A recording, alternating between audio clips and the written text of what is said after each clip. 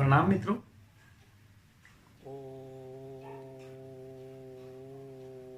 जीवन के अनमोल रत्न सीरीज के दूसरे सूत्र पर आज बात करेंगे।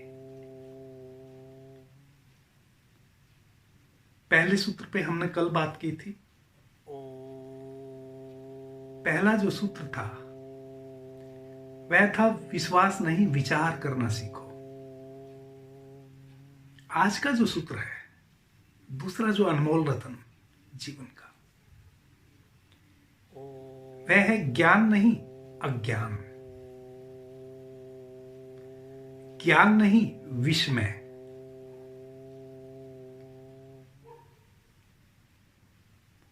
ज्ञान नहीं अनुभव। दूसरा अनमोल रत्न यह है, जो चीज मेरे अनुभव में नहीं आई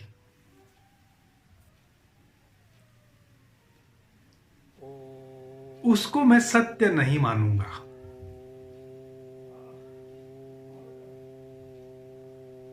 किसी ने कहा परमात्मा है, मैंने मान लिया।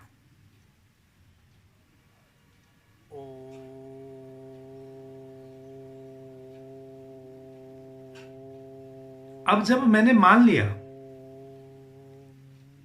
तो मेरी खोज बंद हो गई। परमात्मा कोई मान्यता नहीं है, परमात्मा अनुभव है।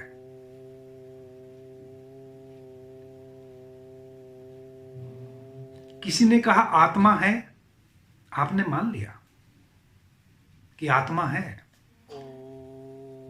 किसी ने कहा आत्मा सदा अमर है और आपने मान लिया। इन्हीं मान्यताओं के साथ लगभग हम सभी जी रहे हैं। हम बच्चे से सुनते आ रहे हैं कि आत्मा तो अमर है, आत्मा ही परमात्मा है, आत्मा हमारे हृदय में बसती है। ये सारी बातें हम बचपन से सुनते आ रहे हैं।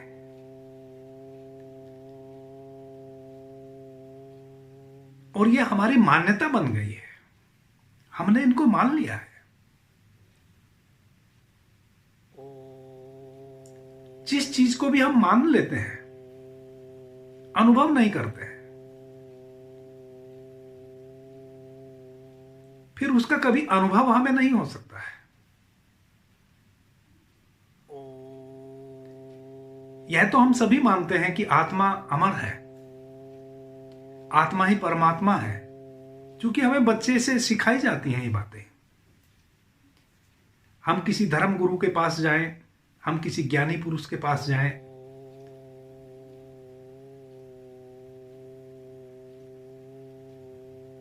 वह हमें बताएगा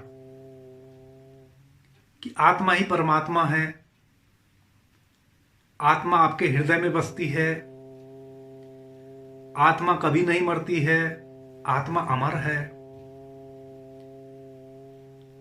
और हम भी बड़े इत्मीनान से ये बातें सुनते हैं और अपने घर आ जाते हैं। मित्रों, क्या आपने आत्मा को जान लिया?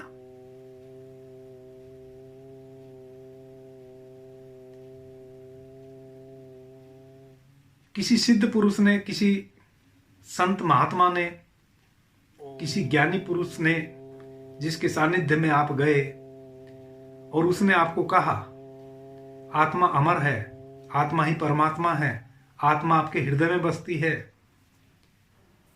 और आप उस मान्यता को लेके चले आए।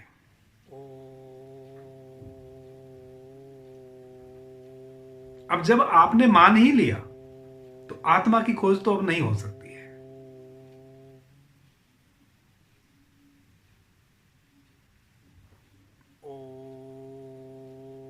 यह है अंधश्रद्धा।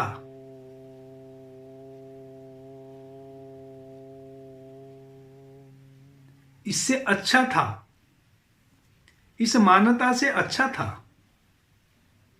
कि हम अज्ञानी बने रहते। अब हम ज्ञानी भी बन गए और अर्जित कुछ भी नहीं किया। अब हमने सारी गीता कंठस्थ कर ली, गीता के सारे श्लोक मुझे कंठस्थ हैं, सारी रामायण कंठस्थ कर ली,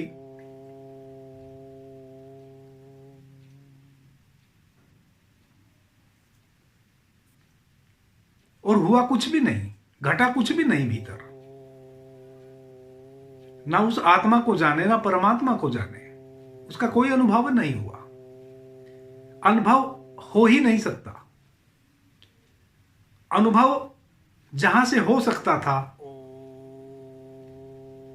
वह दरवाजा तो हमने गीता, रामायण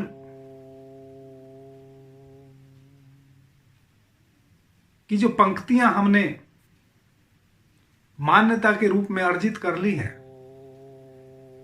वह जो हमने किसी गुरुजन से, किसी ज्ञानी जन से एक विचार ले लिया है कि आत्मा अमर है, आत्मा कभी मरती नहीं, आत्मा प्रत्येक व्यक्ति के घट में बसती है,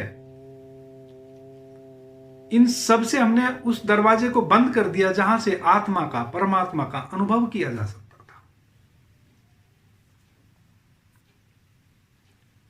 आपने वह दरवाजे बंद कर दिए इन सब चीजों से।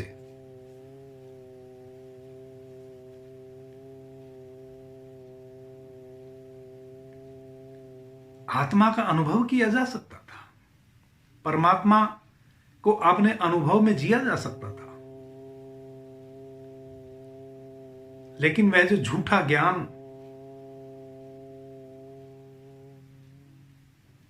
हमने निर्मित कर लिया है, वह हमारे पैरों में बेड़ियां बन गया है। अब वही गीता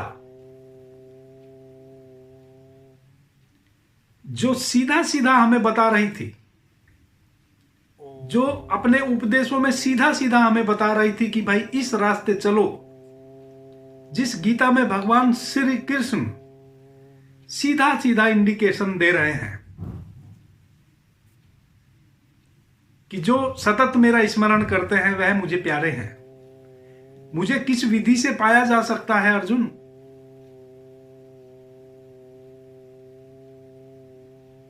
हे अर्जुन, तू अपने को बीच में से हटा, मैं ही करता हूं, मैं ही भोगता हूं, मैं ही दृश्य हूं, मैं ही दृष्टा हूं, मैं ही जीता हूं और मैं ही मरता हूं। जब कोई व्यक्ति मरता है तो उसके भीतर मैं ही मरता हूं, जब कोई जन्म लेता है तो उसके भीतर मैं ही जन्म लेता हूं। तो जीवन की जिस भी आत्यंतिक स्थिति, अल्टीमेट स्थिति को पाएगा वहां तो मुझे ही पाएगा। जब तू ओमकार में प्रवेश करेगा तो तब ओमकार के रूप में मुझे ही पाएगा। जब तू प्रकाश में प्रवेश करेगा तो सूर्य के रूप में मुझे ही पाएगा। जब तू स्वाद के माध्यम से, स्वाद इंद्रिय के माध्यम से गहनता में उतरेगा स्वाद की, वहां मुझे ही पाएगा।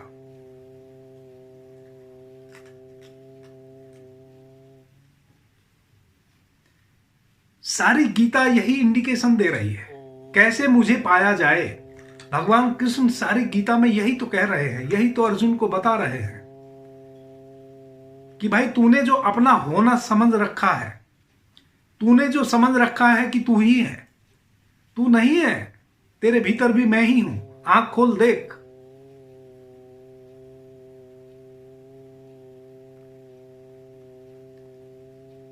उस गीता को हमने कंठस्थ कर लिया है। सारे इंडिकेशन जो भगवान कृष्ण उस गीता में दे रहे थे, कैसे भगवान कृष्ण को पाया जाए, कैसे उसके अनुभव में हुआ जाए, उसी गीता को हमने अपने पैरों की बेड़ियां बना दी।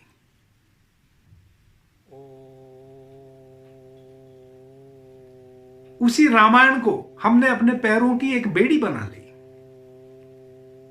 सारे सदग्रंथों को, जो सारे सदग्रंथ चिल्ला चिल्ला के रास्ता बता रहे हैं कि भाई इस रास्ते से चलो तो मुझे पाओगे, परम आनंद को उपलब्ध हो जाओगे, परमात्मा को उपलब्ध हो जाओगे। उन सभी को हमने कंठस्थ कर लिया या किसी से सुन लिया, किसी गुरुजन से, किसी महंत से, साधु से, सन्यासी से, किसी ज्ञानी से, किसी सत्संगी से।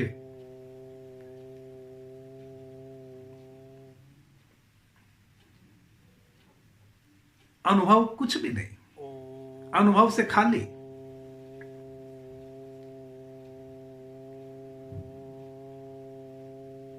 सिर्फ और सिर्फ मान्यता। इससे तो अज्ञानी भले थे। इससे तो अच्छा था कि गीता का कोई श्लोक हमें याद ना होता। इससे तो अच्छा था कि हमने रामायण कभी छुई ना होती। इससे तो अच्छा था हमने कभी वेदों को हाथ ना लगाया होता। इससे तो अच्छा था हम किसी गुरुजन के पास ना गए होते। अपनी अज्ञानता में तो जीते। कम से कम हमें यह तो पता होता कि मैं अज्ञानी हूं, मैं कुछ भी नहीं जानता हूं। इतनी निर्दोषता तो होती, इतनी स्वच्छंदता तो होती, इतनी स्वतंत्रता तो होती कि हम कह सकते कि मैं अज्ञानी हूं, मैं कुछ भी नहीं जानता हूं।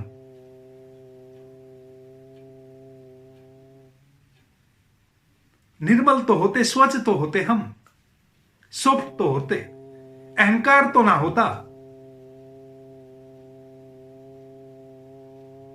गीता के श्लोक कंठस्थ हो गए हैं, उसका अहंकार तो ना होता। पूरे वेद मेमोरी में भर गए हैं, इसका अहंकार तो ना होता। भले कहीं ना पहुंचते।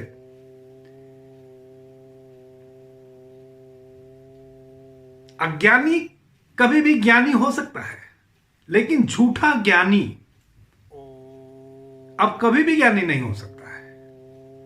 उसने तो अपने ज्ञान चक्षु को समाप्त ही कर दिया।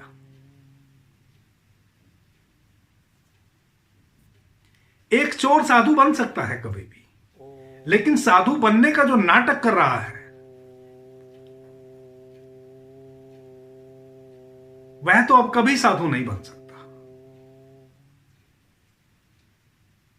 एक चोर तो कभी भी, एक अंगुली माल, एक डाकू, खतरनाक डाकू महान संत बन जाता है, संभावना है। लेकिन एक संत, झूठा संत, अज्ञानी, ज्ञानवान बनने का ढोंग, गीता कंठस्थ है, वेद कंठस्थ है, रामायण कंठस्थ है, ये सब थोथे विचार हैं। जब तक गीता में कृष्ण जो संदेश दे रहे हैं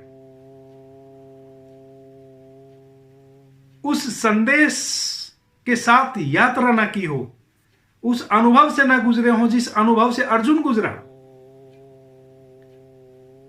तब तक सब थोथा है। तब तक वह हमारे पैरों की बेड़ी है। हम झूठे ज्ञानी हैं। इससे जो अज्ञानता भली थी, लाख दर्जे अज्ञानता भली थी। अपने समाज में भी आप देखते हैं ना, एक गैर पढ़ा लिखा व्यक्ति कोई गलती करता है तो हम उसको क्षमा कर देते हैं कि भाई इसको तो पता ही नहीं था, सीधा साधा भोला भाला, कभी स्कूल नहीं गया, कुछ जानता नहीं, साइन बोर्ड पढ़ना नहीं आता, रास्ता भटक गया। लेकिन एक पढ़ा लिखा व्यक्ति, उसको हम क्षमा नहीं करते हैं और करना भी नहीं चाहिए। इसलिए नहीं करना चाहिए कि वह पढ़ा लिखा है, उसने उस बोर्ड को पढ़ा है कि यह इंडिकेशन किधर दे रहा है, फिर भी वह उस रास्ते पे ना जाके दूसरे रास्ते पे गया, बदमाशी किया। उसको कैसे क्षमा कर दे?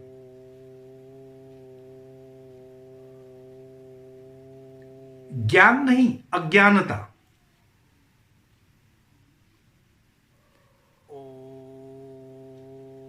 मित्रों, मैं जो आपसे बात कर रहा हूं, मैं ईमानदारी से कह रहा हूं, मुझे गीता का एक भी श्लोक कंठस्थ नहीं है।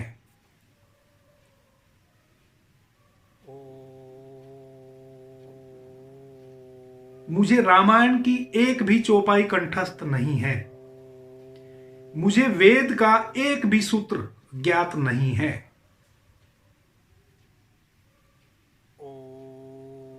मैं ईमानदारी से कहता हूं,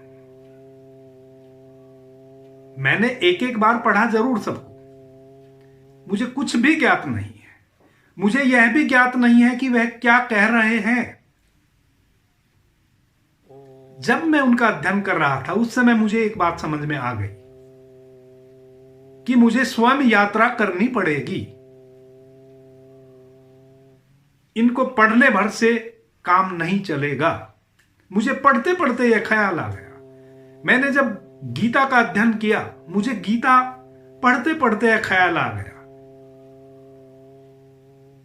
कि चलना पड़ेगा, रास्ता तय करना पड़ेगा, तभी मंजिल मिलेगी। दूसरा कोई उपाय नहीं है।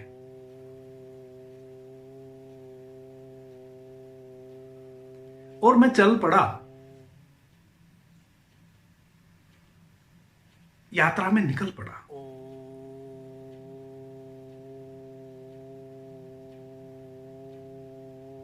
आप गीता का कोई भी श्लोक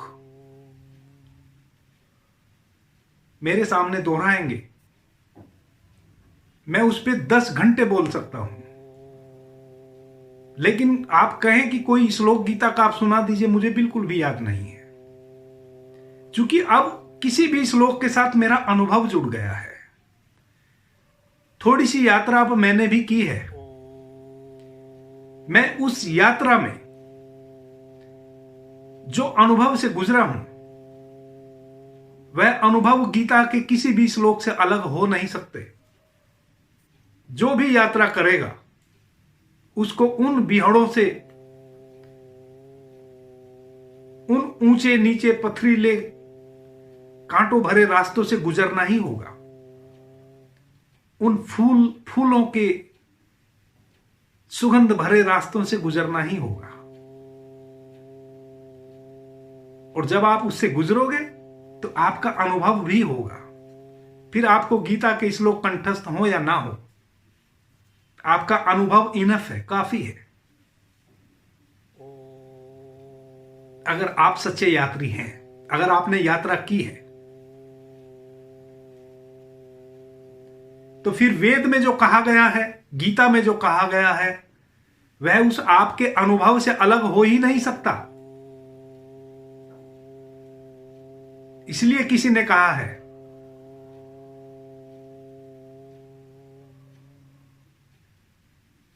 जो बोले सो हरि बोल। गुरु नानक देव जी कहते थे, जो बोले सो निहाल।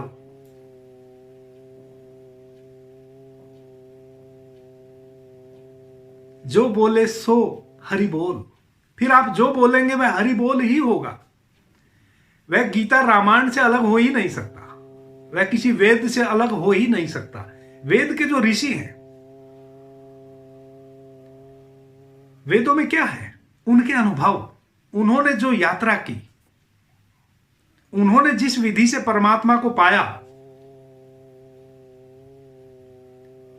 और बीच बीच में जो पड़ाव है, उनके जो अनुभव है, वही तो वेदों में संग्रहित है। आप भी जब यात्रा करोगे, क्षमा करें मित्रों, आप वेद से बाहर जा ही नहीं सकते। यह अनुभव है। वेदों को कंठस्थ कर लेना, ज्ञान का कचरा इकट्ठा कर लेना है। मित्रों, एक घटना घटी। एक व्यक्ति एक कुएं में गिर गया।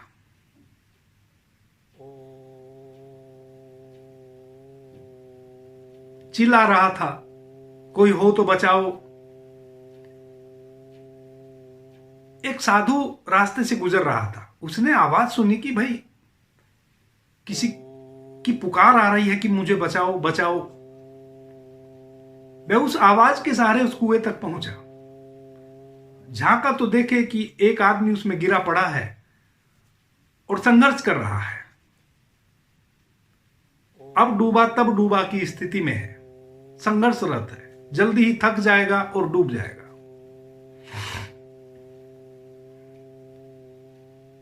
उसने उस व्यक्ति से पूछा कि भाई तुम गिरे कैसे? उस व्यक्ति ने कहा कि भाई ये बाद में पूछ लेना कैसे गिरा, अभी तो मुझे निकालो, मेरे प्राण जाने को है, बस मैं थकने के करीब हूं, मैं ज्यादा देर संघर्ष नहीं कर पाऊंगा, यह बाद में पूछ लेना मैं कैसे गिरा, पहले मुझे निकालो।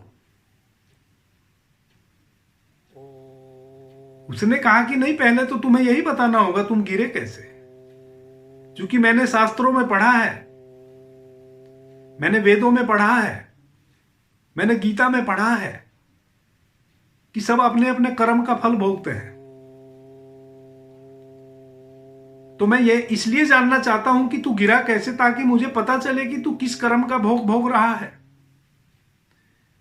उस व्यक्ति ने कहा कि ये आप कैसी बात कर रहे हैं, मैं मरा जा रहा हूं, आप पहले मुझे निकालें।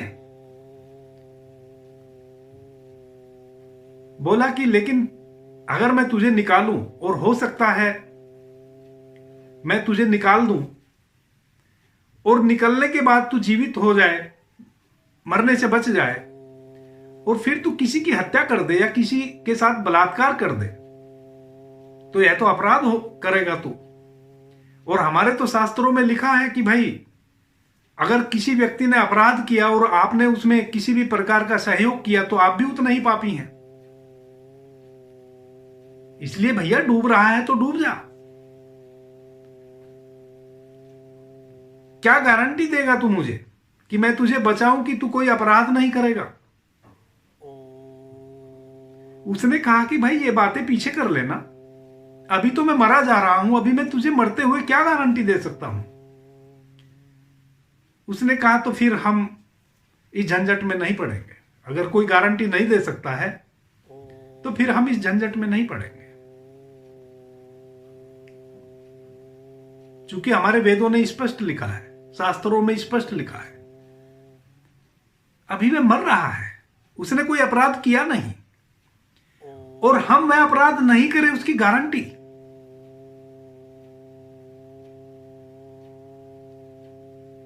यह है कचरा ज्ञान का। अगर अनुभव होता तो पहले तो उस चेतना को, वह जो जीवित व्यक्ति अभी मरने के करीब है, तड़प रहा है, संघर्ष कर रहा है, सारी बातें बाद में होती, पहले तो उसी को बचाता। एक मनुष्य से बढ़ के इस जगत में और क्या है? परमात्मा ने उसको विशेष पैदा किया है, सारी प्रकृति में वह अनूठा है, साक्षात परमात्मा का रूप है। एक ज्ञानी व्यक्ति, एक अनुभवी व्यक्ति, जिसको परमात्मा का अनुभव हुआ होता, जिसको आत्मा का अनुभव हुआ होता, वह उसमें भी उस परमात्मा को देखता, उस आत्मा को देखता, और वह उसको बचाने का प्रयास करता। लेकिन यह एक शास्त्रों का ज्ञान इकट्ठा कर लेने वाला व्यक्ति, जो साधु भी था, उसने उस व्यक्ति को नहीं बचाया। वह बोला कि भाई अगर मैं तुझे बचा लूं और तू फिर कोई अपराध कर दे, किसी की हत्या कर दे, किसी का बलात्कार कर दे, किसी का सामान चुरा ले, तो मैं भी पाप का भोगी बन गया तेरे साथ, क्योंकि मैंने तुझे बचाया है। क्या गारंटी देता है मुझे? अब वह मरता हुआ व्यक्ति कुएं में पड़ा है, क्या गारंटी देगा? बोला कोई गारंटी अगर नहीं दे सकता है तो फिर मैं इस झंझट में नहीं पड़ूंगा। और वह आगे बढ़ गया, और वह व्यक्ति चिल्लाता रहा।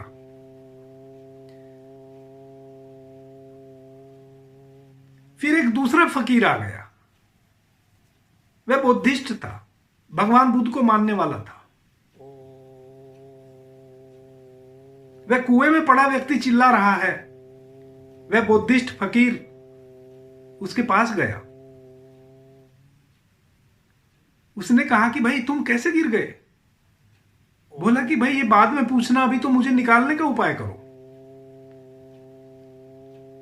बोला मेरे मित्र, भगवान बुद्ध स्पष्ट कह के गए हैं कि जो करता है वह भोगता है, अपने अपने कर्म का सब भोगते हैं। इसलिए तेरे कर्म का ये फल है, इसको एक्सेप्ट कर ले, संघर्ष करना छोड़ दे, डूब जा। अब यही तेरी परिणति है, यही तेरा परिणाम है। तेरे किसी बुरे का ये परिणाम है। अब तू मुझसे भी आशा मत रख और स्वयं भी जो संघर्ष कर रहा है उस संघर्ष को छोड़ दे, आसानी से डूब जा। उस व्यक्ति ने कहा कि ये कैसी बात आप कर रहे हैं, कोई उपाय करो, मुझे निकालो। वह बोला मैं इस झंझट में नहीं पड़ सकता, अपने अपने कर्म को सब भोगते हैं, इसलिए भगवान बुद्ध का नाम ले, बुद्धम शरणम गच्छामि, और डूब जा। और वह आगे बढ़ गया फकीर। अब वह कुएं में पड़ा व्यक्ति संघर्ष अंतिम स्थिति में उसका चल रहा था। अब डूबा तब डूबा, थक चुका था। तभी एक ईसाई पादरी को उसकी आवाज सुनाई देती है।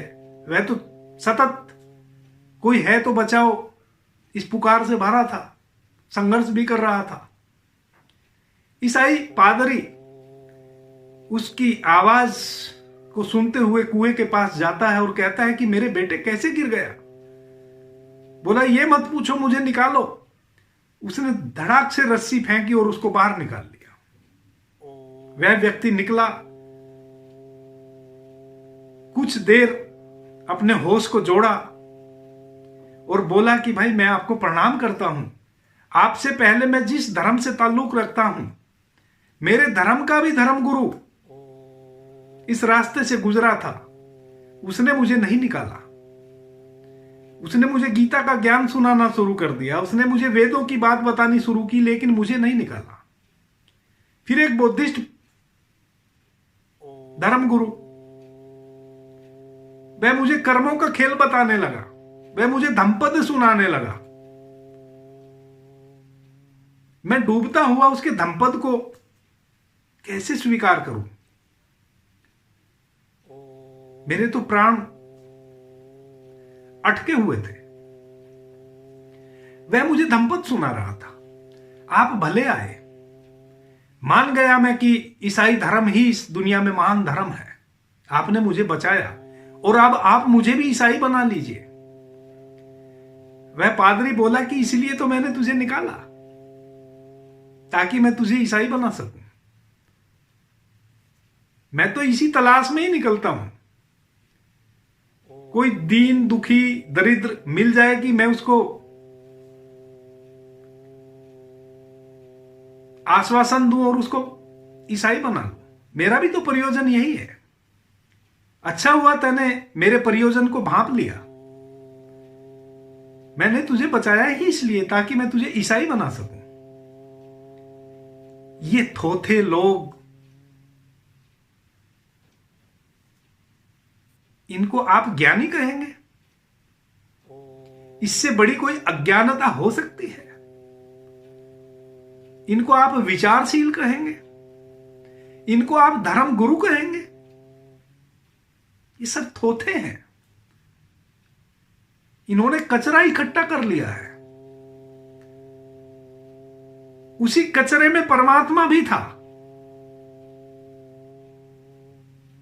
गीता का एक एक श्लोक परमात्मा के साक्षात दर्शन कराता है। वेदों का एक एक श्लोक उस ब्रह्म की बात करता है।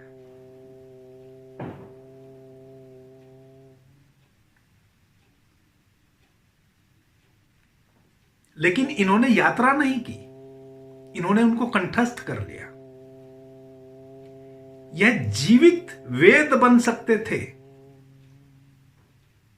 अपने अनुभव से।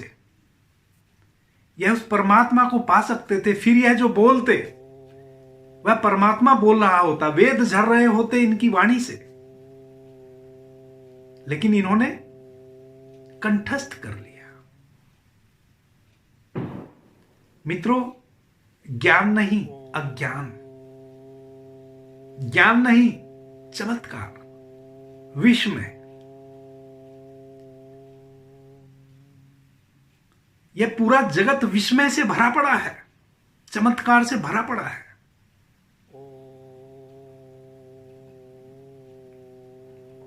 एक फूल खिलता है,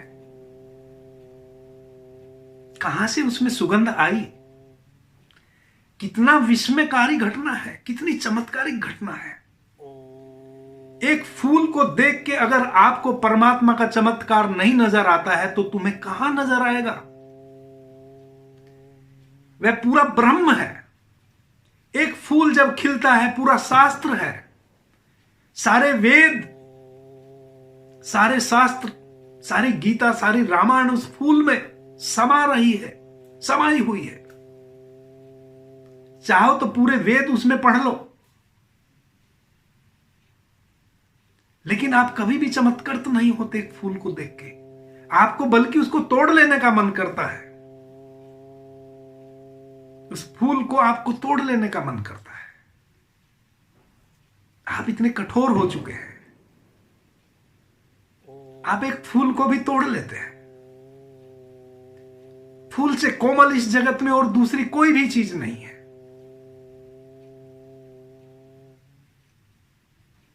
और उससे खूबसूरत भी इस जगत में और दूसरी कोई भी चीज नहीं है। और उससे बड़ा वेद और शास्त्र भी इस जगत में और कोई दूसरा नहीं हो सकता। एक फूल को खिलते हुए देखो, 2 क्षण उसके पास बैठो, वह पूरा शास्त्र है। देखो ये सुगंध कैसे इसमें आई, कहां से आई, क्या स्रोत है। साधारण मिट्टी में उमगा है, हमारे गमले में उमगा है। हमें पता है हमने गमले में मिट्टी भर रखी है, हमें पता है हम साधारण पानी से इसको सींचते हैं। फिर यह सुगंध कहां से आई, यह खिलावट और यह आकृति, एक एक पंखुड़ी कैसे करीने से तराशी गई है, कैसे निकलती है तराशी हुई। कौन तराशा है, कहां से सुगंध आई है, कहां से पंखुड़ियां तराशने वाला कौन है। मैंने तो गमले में एक बीज बोया था, अपने छोटे से गमले में, और मुझे पता है कि इसमें मैंने मिट्टी भरी थी, और मुझे पता है कि बस मैंने इसको साधारण पानी से सींचा है। फिर ये फूल कहां से आ गया? और चलो फूल आ गया, सुगंध कहां से आई? उसी मिट्टी से सुगंध उस फूल के रूप में आ गई। कैसे, किसने इसको तराशा? एक एक पंखुड़ी देखो, सारे वेद समाये हैं मित्रों, सारे वेद। लेकिन जो झूठे ज्ञानी हैं उनको कभी भी फूल में वेद नहीं सुनाई देंगे, उनको फूल की सुगंध में कभी भी परमात्मा नहीं दिखाई देगा। यह जीवन का बहुत ही अनमोल रतन है। इस रतन को अगर हमने खो दिया, झूठा ज्ञान निर्मित कर लिया,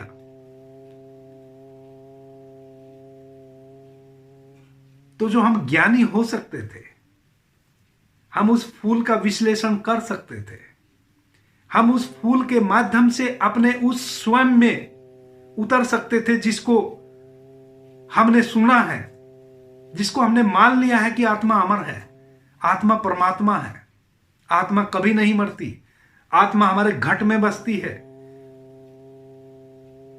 2 क्षण उस फूल के पास बैठ गए होते तो अपनी आत्मा में प्रवेश कर गए होते, और फिर आपके लिए आत्मा का परमात्मा होना झूठ नहीं होता, आपका अनुभव भी होता।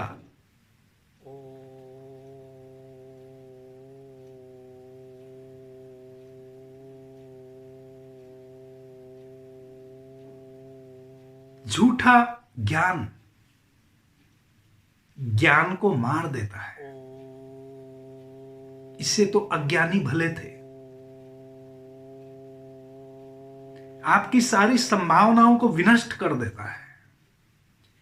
आप आत्मा हैं, लेकिन आपका अनुभव नहीं है। और जब तक आपका अनुभव नहीं है और किसी की मान्यता से आपने मान लिया है कि मैं आत्मा हूं, इसका लाभ क्या? क्या लाभ हुआ? आप अच्छे से जानते हैं कि मैं कुछ भी नहीं पता है मुझे आत्मा का। आपसे जब भी हम पूछते हैं आप कौन है, तो मैं फल्ला हूं, ये मेरी नाक है, ये मेरे कान है, ये मेरी आंख है। आप अपने शरीर के अंगों को जानते हैं, आत्मा को आप कहां जानते हैं? आप हृदय को जानते हैं और कहते हैं हृदय में आत्मा बसती है। कहां आप आत्मा को जानते हैं? उसको जाना जा सकता था कब? जब आप इस भ्रम को छोड़ देते कि मैं आत्मा हूं।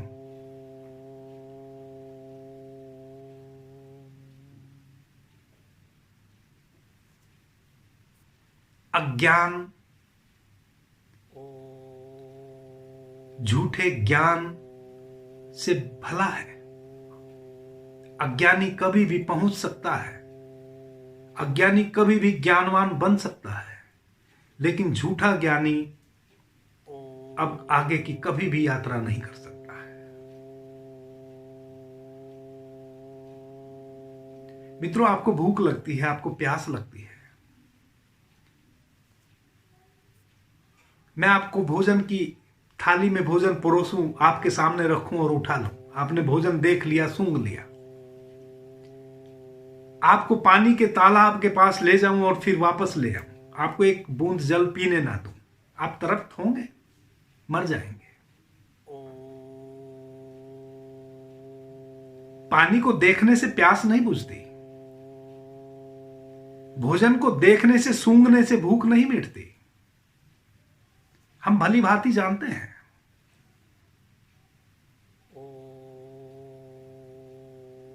लेकिन कोई हमें कह देता है परमात्मा है, हम कह देते हैं हाँ होगा, हाँ है। कोई कह देता है, ऐसे भी लोग हैं कि परमात्मा नहीं है। कुछ लोग नास्तिक भी हैं, वो परमात्मा को मानते ही नहीं, वो कहते हैं है ही नहीं।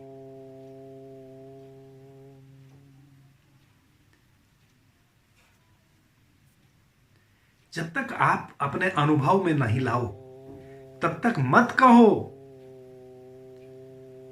मैं नहीं कहता कि तुम परमात्मा को जानो, मैं नहीं कहता कि तुम आत्मा को जानो, तुम्हारी मर्जी, तुम्हारी स्वतंत्रता। मैं आपसे इतनी ही प्रार्थना करता हूं, जिस चीज का आपको अनुभव नहीं है, मान्यताओं से उसको माने नहीं, अपनी अज्ञानता में जी लें, बेहतर है। मैं बस इतनी ही प्रार्थना करता हूं। अनुभव की तरफ यात्रा करें, अनुभव करें, बहुत अच्छा। जन्म जन्म की पूंजी पालोगे आप। लेकिन अगर उधर रस नहीं है, परमात्मा में अगर रस नहीं है, उस रास्ते अगर नहीं जाना चाहते हो, तो झूठी मान्यताओं को भी छोड़ दो, अज्ञानी बन जाओ। हर उस चीज के प्रति अज्ञानी बन जाओ जो आपका अनुभव नहीं है। कभी तो संभावना बनेगी, कभी कोई मौका आएगा, कभी कोई स्थिति बनेगी कि ज्ञान की तरफ कदम बढ़ जाएंगे, अनुभव में आ जाएंगी चीजें। लेकिन झूठी मान्यताओं को अगर आपने संभाल के रख लिया तो वह आपके पैरों की बेड़ियां बन जाएंगी। वह आपको फिर कभी भी यात्रा नहीं करने देंगी, वह कभी भी आपको अनुभव से नहीं गुजरने देंगी। परमात्मा का अनुभव किया जा सकता है, यह पूरी प्रकृति अनुभव करा रही है।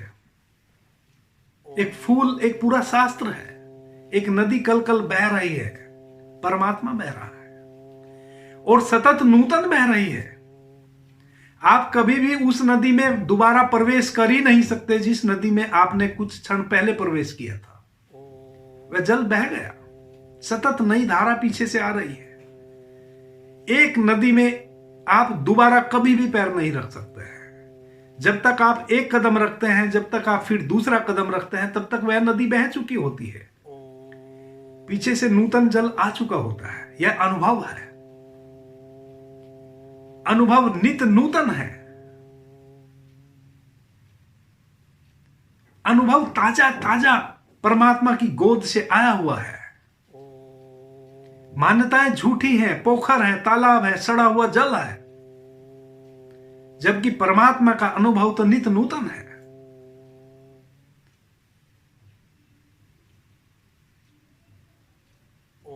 ताजा ताजा आ ही रहा होता है।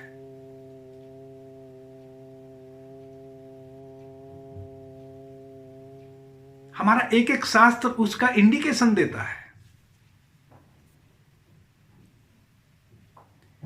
सारी गीता उसका इंडिकेशन दे रही है। भगवान कृष्ण सिर्फ यही तो पूरी गीता में समझा रहे हैं, कैसे तुम अपने में मुझे देखो।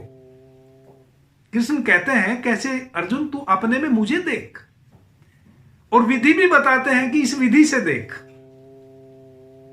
और फिर अर्जुन देख लेता है कृष्ण को और गीता समाप्त हो जाती है। इतना ही तो सार था गीता का।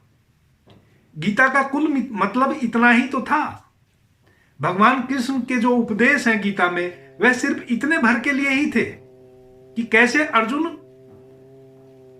ना रहे, कृष्ण हो जाए। कैसे अर्जुन अपने में मुझे देख ले, और जैसे ही अर्जुन देख लेता है, जैसे ही अपने घट में अर्जुन उतरता है, अनुभव से गुजर जाता है, जैसे ही देखता है कि अरे भीतर भी कृष्ण ही बैठे हैं, गीता वहीं समाप्त हो जाती है। लेकिन हमारे लिए गीता कभी समाप्त ही नहीं होती। हम तो दोहराए चले जा रहे हैं, दोहराए चले जा रहे हैं, और उन सूत्रों को हमने पकड़ा ही नहीं, यात्रा हमने की ही नहीं, अनुभव हमने किया ही नहीं। और हम चिल्ला चिल्ला के कहते हैं कि मुझे पूरी गीता, आप किसी भी ज्ञानी से बात तो करो, है श्लोक पे श्लोक सुनाना शुरू कर देगा। आपको लगेगा हाँ बड़ा ज्ञानी, भीतर थोथा, पाया कुछ भी नहीं। इससे तो उसको कोई श्लोक ना याद होता तो अच्छा था। कभी यात्रा तो हो जाती, और तुम भी भ्रम में पड़ जाते हो। तुमने उसको भी ज्ञानी मान लिया और तुम स्वयं भी ज्ञानी हो गए सुन के। और ज्ञान का लेना देना ना उससे है और ना तुमसे है। ना ज्ञान उसके जीवन में घटा और ना तुम्हारे जीवन में घटा। उसके लिए तो यात्रा करनी पड़ेगी। उस यात्रा में जो अनुभव होंगे वह तुम्हारे होंगे, वह तुम्हारा ज्ञान होगा। वरना तो अंधे अंधे ठेलिया दोनों कूप पड़ंत। परमात्मा के अनुभव बड़े प्यारे हैं। बस जिद छोड़ दो ज्ञानी होने की। इधर आपने जिद छोड़ी, इधर आपने माना कि मैं अज्ञानी हूं, उधर परमात्मा उतरा आपके जीवन में। बस इतनी भर की देरी है। अर्जुन को भी इतनी गीता के उपदेश देने के बाद वह तो पर्सन पे पर्सन खड़ा ही करता चला गया। एक पर्सन का उत्तर दे भी नहीं पाते थे कृष्ण की, उसने दूसरा पर्सन खड़ा कर दिया। लेकिन कृष्ण भी तो कृष्ण ही थे। उसके सारे प्रश्नों को समाप्त कर दिया। जैसे ही उसके प्रश्न समाप्त हुए, वह उसका ज्ञान था, वह अर्जुन का ज्ञान था, वह प्रश्न के रूप में। जैसे ही उसके प्रश्न समाप्त हुए, तैसे ही घटना घट गई अर्जुन के साथ। उसने भीतर कृष्ण को देख लिया और युद्ध शुरू हो गया। फिर महाभारत का युद्ध शुरू हो गया। जो गांडीव अर्जुन ने गिरा दिया था उसको उठा लिया कि भाई भरम टूट गया मेरा। ये गांडीव मैं ना उठाने वाला हूं ना गिराने वाला हूं, तू ही है। क्योंकि देख लिया कृष्ण को भीतर, और देख लिया उन लोगों में जिनको कृष्ण मारने वाला है। घटना घट गई। आप भी उधर अज्ञानी हुए, उधर आपने अपने सारे ज्ञान के कचरे को कहा अलविदा। उधर घटना घट गई, घट जाएगी, परमात्मा का अनुभव हो जाएगा, और वही फिर ज्ञान होगा। तभी आप कह पाओगे मैं जानता हूं। तब गीता के श्लोक नहीं सुनाने पड़ेंगे। अगर कोई कुछ पूछेगा आपसे, तब आप कहेंगे कि मैं जानता हूं और मैं तुम्हें भी जानवा सकता हूं। आ जाओ मेरे रास्ते पे, मैं बताता हूं रास्ता, और चलो, और तुम भी ज्ञानी हो जाओ। तो दूसरा, जीवन का सबसे बड़ा अनमोल रतन है ज्ञान नहीं, अज्ञान। ज्ञान झूठा ज्ञान, थोथा ज्ञान, सीख लिया हुआ ज्ञान, पढ़ लिया गया हुआ ज्ञान जो अनुभव सिद्ध नहीं है, वह अज्ञान है। और उस अज्ञान को स्वीकार करो। कहो कि मैं अज्ञानी हूं, और कहो ही नहीं, मान के बैठ लो भीतर, मैं अज्ञानी हूं, मैं कुछ भी नहीं जानता हूं, और जो भी अब तक मैंने जाना था वह व्यर्थ था, उसका मुझे कोई अनुभव नहीं था, इसलिए व्यर्थ था। मैंने आत्मा को कभी जाना नहीं, देखा नहीं था, सुना था, सुन के सीख लिया था। मैंने परमात्मा को देखा नहीं था, सुना था, सुन के मान लिया था, इसलिए व्यर्थ था। मैं उन सारी व्यर्थताओं को आज त्यागता हूं। मैं उस सारे झूठे अज्ञान को आज अलविदा कहता हूं। और जैसे ही वह ज्ञान अलविदा हुआ, आप अज्ञानी हुए कि आप पहली बार ज्ञानी हुए। इधर वह झूठा ज्ञान विदा लिया कि इधर सच्चा ज्ञान आपके अनुभव के रूप में आपके जीवन में उतरा। इतने भर की देर है, बस ज्यादा खींचतान करने की जरूरत नहीं है। झूठे ज्ञान को विदा कर देने की जरूरत है। जैसे ही झूठा विदा होगा, सत्य का पदार्पण होगा। तो दूसरा अनमोल रतन, झूठा ज्ञान नहीं, अज्ञान। विश्व में चमत्कार, परमात्मा चमत्कार से भरा पड़ा है। एक फूल के रूप में जब वह खिलता है, तो इससे बड़ा चमत्कार इस जगत में साक्षात और तुम क्या देखोगे।